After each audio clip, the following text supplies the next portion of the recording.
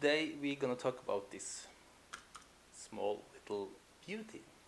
This is a Bronica EC, approximately from 1972. I think that's when it was built, and this item here itself, I think it looks like something from 74, something like that. You're gonna take a look at this, take it apart, put in a film, and put it together again. And for you who want to know something, you just ask me in the comments below, and I will answer as good as I can. We all need some coffee. Coffee is very important. Okay, so let's start about this viewfinder.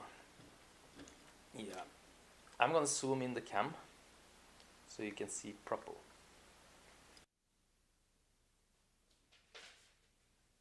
Yep, this is the Bronica EC, approximately 1972.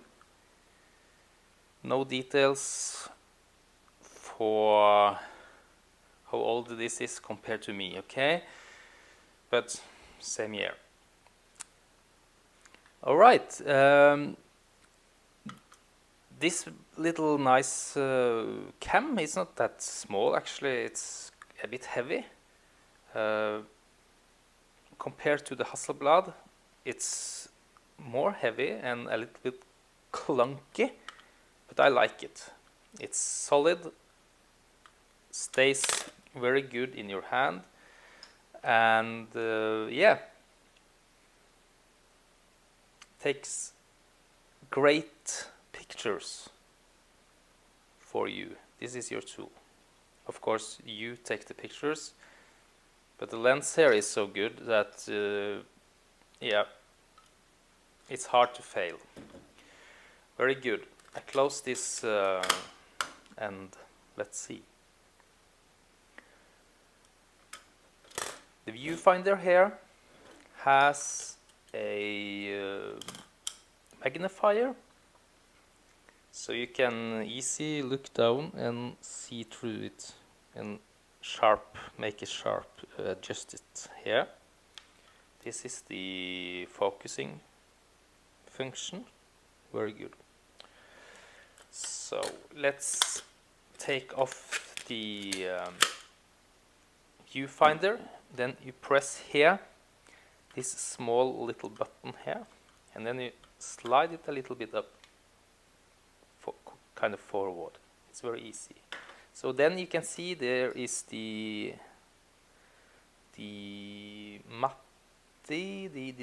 glass that makes you see the the image proper. I'm sorry, I can't remember what the word mattskive is in English. It's in Norway we say mattskive. Okay, so you can take that off too, and you see here it's an arrow here. So you slide this a little bit forward, and then it pops open. So you can slide off carefully this mattskive. Yeah. So you can replace them, and everything can be replaced. So here we see my problem. It's stuck up the mirror. Let's wash it a little bit, maybe. Yeah. And then we carefully put it down so we don't break it. So let's take off the lens. There are actually two different ways or to take off the lens, because you see this focusing function here. You can take off that by pressing this small button below the name here in the front, and then you turn it this way. You see. Aha. So here is my problem. I can't push this down. So if you try to shut the shutter, I can't do because of this dark slide, of course. So let's see. Try again. No, it's stuck up there. So I try to carefully push that mirror down again, but normally it should work like this. Push here and you can close, you turn it that way and then you close the shutter. Can be useful when you're transporting or you're just waiting for something. So yeah. So my keys are too big. Or this one. Yeah. There is a tiny battery, you can find it in the stores nowadays. And the battery says 4LR44 and 6 volt. Next to the battery you can attach the tripod, 2 different sizes. That's good. Okay, so this is the beauty. It's very nice. It's very good. And to put back the lens with the focusing function, I find the red dots and line them up and just turn it the other way and the click. Yeah, I love the clicks.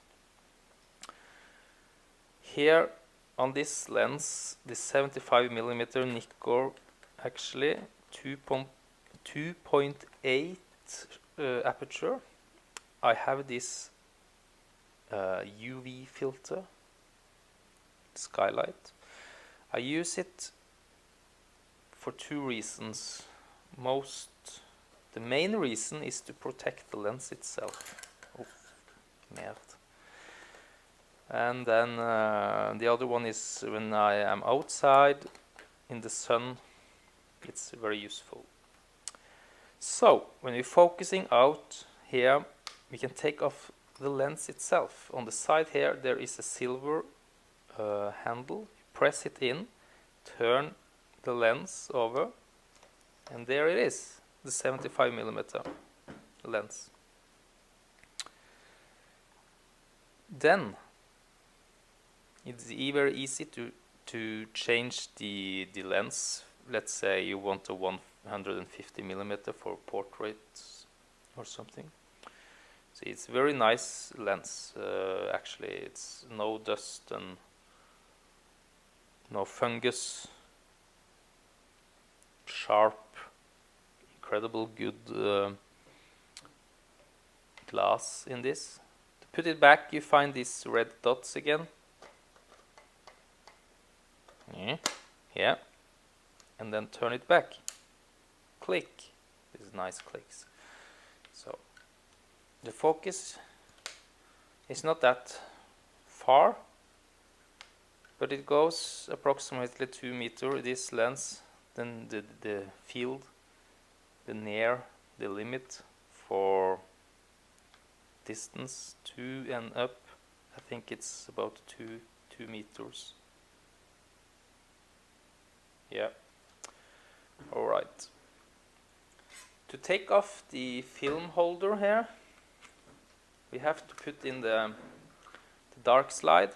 Just slide it in, and as you can see now, I press it and it's a release up here. This locks, slides, so it can open. And we have the body here. On the side here, you forward the film between each shutter. Each time you take the photo, you can use this, or you can take off this handle to do it more easy. Don't do it too fast. The shutter speeds here 160. It's the sync speed for the light, for the flash. That's very important. Higher up you will have not the full image, because you will have the curtain drags and stuff. So on this side you insert the sync cable. It's very important that when you insert it, don't wiggle it back and forth, because then you can break the connections in there. This one works. I had some nice pictures of my son. You can take a look here. To take it off, you just push that small one, that small button next to it, in and drag it out. On the hair, this is a connector for just to place these flashes on. It's very nice to have the flash on side there when you take the picture, and I use the cable to the flash and shoot. Righty. Here is the film holder. All right. You press to take it out. Take the film out. You have to press this button, and to be able to push this one in like this, it's not that hard. And then you open it. And here is the paper holder. I mean the tag. Call it a tag to remind me that there is film inside here and what kind of film. To take this out, you press this in, these two, and then slightly drag it up. I just loaded the film, and then when you loaded the film, let's do it again. Okay, because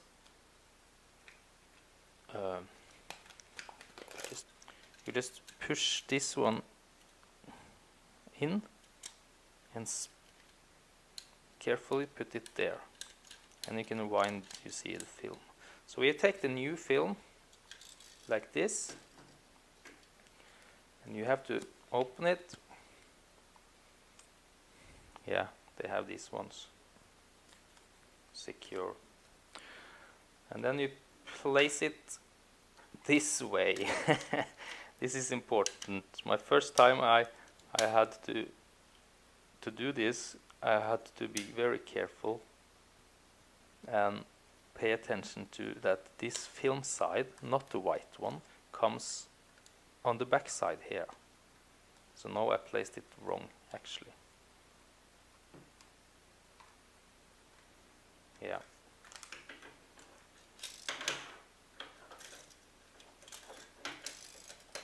Stupid ass. All right, here we go. And you can see it because this film, when you insert the film, there is a red dot there. This one is very useful when you advance the film. So you have to be careful so the film is going on this side, because when you're taking the picture, the light goes and hit the film, and you get an image. So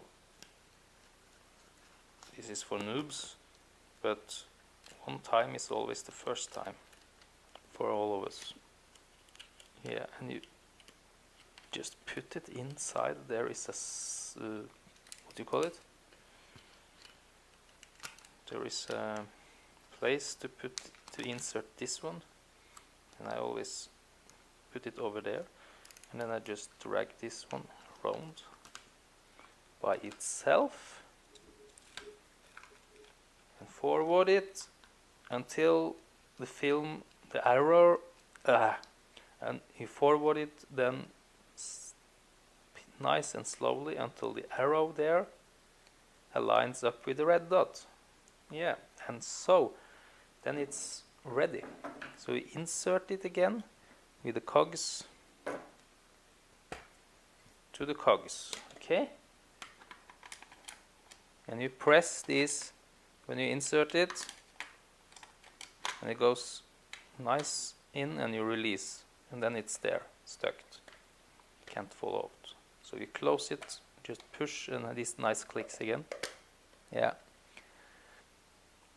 And then you attach the film holder again, and you place them on these this kind of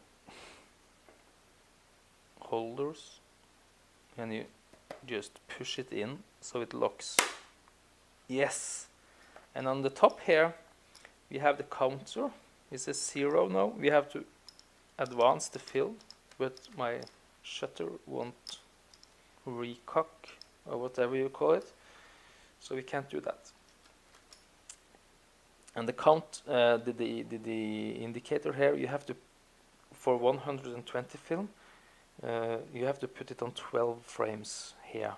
That's important. This is for the strap to hang. There's one on each side. We don't have 220 film actually anymore, so I can try to change it. It's a bit hard, so I won't do it. I put it on 12 because 12 it is. Here is multi. A is for something. Duplicate, I guess, something. Find it in the PDF. It's a link in the description. So I always use it on A because then I have only one frame. I don't multi-expose for most of the time. Alright. Shooting. Put back the mirror. No, I mean the viewfinder glass. And the viewfinder itself.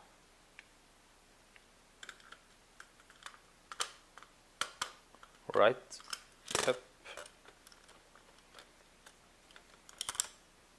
there. Yeah, I can't look through because my mirror. Alright there. Nice little box.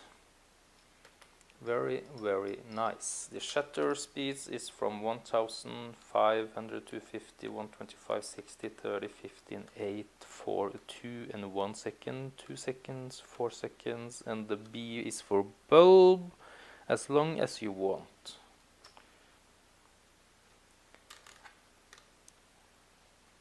Okay. This red button there is to actually, when you look through it, you can press that button and see if actually it's a preview of the field of depth actually. So we have to push it and you can feel that all the way in. It will actually close the aperture so you can see what kind of the depth of field you get. I never use that. So when you're not taking the picture, you put that dark slide back so you know where it is. Okay, close, just put it down, open, fold these manually, I think. Actually, you can just do like this. So you see, it goes by itself. Nice camera, very well made. You can buy it on eBay for, I don't know, price, maybe 150, 200, $250. So if you want, if you have a house, a new house, for me, just send it to me, get my address. I need a new house, or I can repair this. I will do. There is something cogs or something inside here that is stuck or something. There it is. Very nice. We're gonna go and repair this sweet beauty Bronica. It's a bit heavy actually, but that's okay. For me it's just perfect. Compared to the Hasselblad 500 cm, it is actually a bit more heavy, a bit clunky more even, but it works. It's nice. You can shoot incredible images with this. When you look down here, it's mirrored, so that you have to care about. Okay.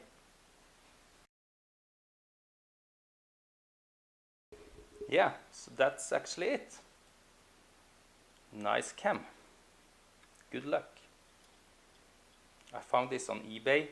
You can find it there or in these stores that sells this vintage cams. very good working course.